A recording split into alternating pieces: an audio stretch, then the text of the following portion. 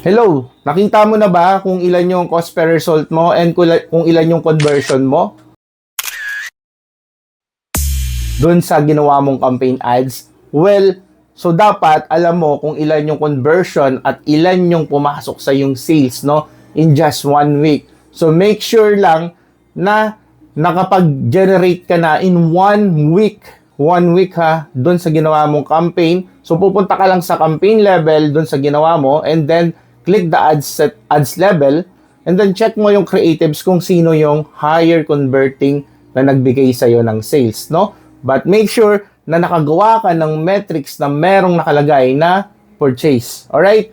And huwag kakalimutan mag-create ng order sa Messenger para at least makita mo yung purchase, no? Pag wala kang create order sa Messenger, wala ka rin conversion na purchase sa metrics. So, yun yung tip ko sa'yo para makita mo kung nagpe-perform lahat yung ads mo. Alright? Make sure na nakasubscribe ka rin at mag-comment ka rito sa problem mo sa ads mo para ma-guide kita at maisama ko sa next course ko. Alright?